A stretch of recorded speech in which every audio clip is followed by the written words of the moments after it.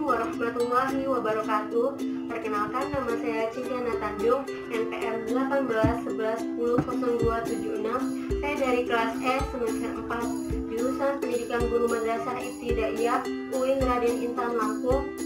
Tugas ini dibuat untuk memenuhi mata kuliah pengembangan bahan ajar yang diampu oleh Pak Yudhistira Evaliana MPD. Selamat pagi anak-anak, bagaimana kabar hari ini?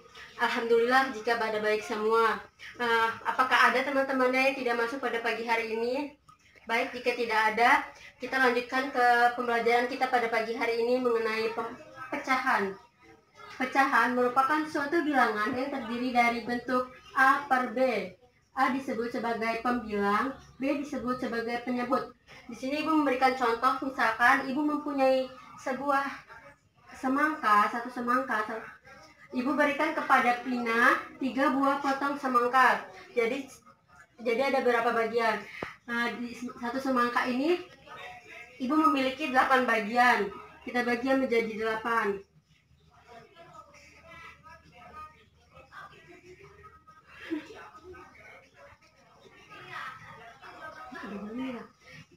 Di sini jadinya Ibu ambil 3.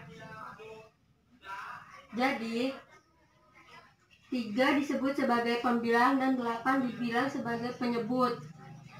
Di sini Ibu juga mempunyai contoh sebuah pizza.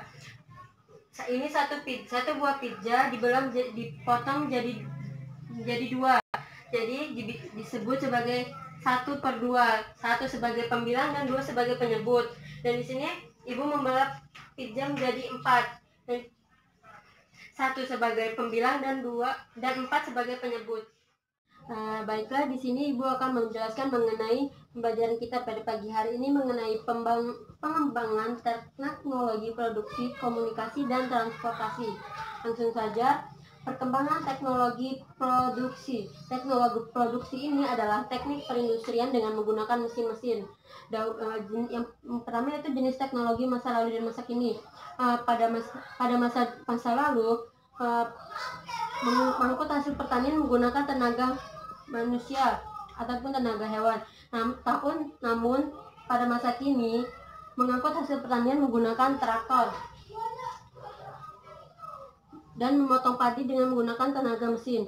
Yang B yaitu perkembangan teknologi komunikasi. Alat-alat teknologi komunikasi masa lalu dan masa kini. Pada masa lalu teknologi komunikasi ini yang digunakan sangatlah sederhana. Misalkan seperti menggunakan beduk ataupun kantungan. Dan saat ini sudah banyak hasil teknologi komunikasi yang terjangkau dan dapat dibeli oleh masyarakat, misalkan handphone, laptop, ataupun televisi. Baik, yang terakhir yaitu mengenai perkembangan teknologi transportasi. Kendaraan yang digunakan untuk pergi dan pulang beraktivitas disebut alat transportasi. Jenis-jenis teknologi transportasi masa lalu dan masa kini. Yang pertama yaitu transportasi masa lalu, yaitu penggunaan tenaga angin. Seperti perahu layar. Yang kedua yaitu menggunakan tenaga orang. Tenaga orang digunakan untuk mengangkut barang dengan cara dipikul ataupun digendong. Yang ketiga yaitu menggunakan tenaga hewan. Yang B yaitu transportasi masa kini. Pada saat sekarang ini masyarakat banyak menggunakan alat-alat transportasi yang lebih canggih. Yang pertama yaitu transportasi darat. Bisa dilihat segala bentuk transportasi menggunakan jalan seperti bis, mobil, ataupun motor. Yang kedua yaitu transportasi air, alat angkut yang digunakan di air seperti kapal. Yang ketiga yaitu transportasi udara. Alat transportasi yang tercanggih pada masa ini adalah pesawat terbang. Sekian. Baik, langsung saja di sini saya akan menjelaskan mengenai huruf kapital dalam pelajaran bahasa Indonesia. Huruf kapital disebut sebagai huruf besar. Peraturan penggunaan kalimatnya ini biasanya ada di awal kalimat, nama diri, nama jalan, nama hari ataupun bulan. Di sini ada contoh huruf kapital dari huruf A sampai Z. Nah, di sini Ibu memberikan contoh yaitu Benny adalah tetangga baru kami. Setiap minggu pagi, keluarga Benny mengajak tetangga senam. Ayah Benny adakan struktur senam di Jalan Ki Haji Agus Salim. Nah, di sini Benny huruf awal kalimatnya besar, menunjukkan nama diri. Dan di sini huruf S-nya besar menunjukkan awal kalimat.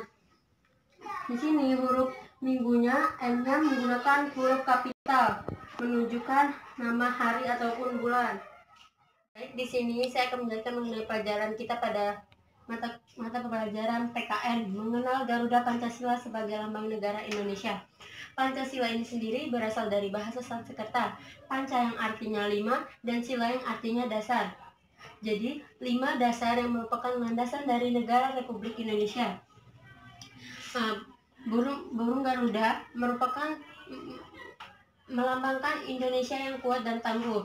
Sini kita akan mengartikan mengenai simbol Pancasila. Bintang hitam, bintang ini melambangkan ketuhanan yang Maha Esa.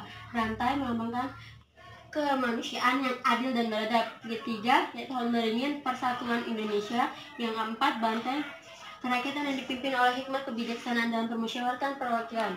Yang kelima yaitu padi dan kapas, keadilan sosial bagi seluruh rakyat Indonesia. Makna dari burung Garuda Pancasila ini sendiri yaitu bulu sayap yang ada pada burung Garuda ini berjumlah 17 helai, bulu ekor berjumlah 8 helai, dan bulu pangkal ekor berjumlah 19 helai, dan bulu lehernya berjumlah 45. Angka tersebut melambangkan Hari Kemerdekaan Republik Indonesia 17/8/1945, yang artinya 17 pada bulan Agustus tahun 1945. Baik, dalam pembelajaran IPA kali ini kita akan membahas mengenai daun air ataupun siklus air. Air ini sangat kita butuhkan dalam kehidupan sehari-hari untuk kita mandi, minum, bahkan mencuci. Di sini ada siklus air. Siklus air ini energi panas matahari memanasi permukaan bumi dan terjadilah penguapan pada permukaan laut yang disebut sebagai evaporasi. Pada tumbuhan ataupun makhluk hidup disebut sebagai transpirasi. Lalu uap air yang di udara mengalami kondensasi ataupun pengembunan menjadi titik-titik air dan menjadi awan. Lama-kelamaan awan ini tidak mampu menampung titik-titik air yang di awan ini yang banyak, yang membuat air menjadi turun ke permukaan bumi yang disebut sebagai hujan. Proses ini dinamai dengan presipitasi. Siklus air ini dibagi menjadi 3, yaitu siklus air pendek, siklus air sedang, dan siklus air panjang.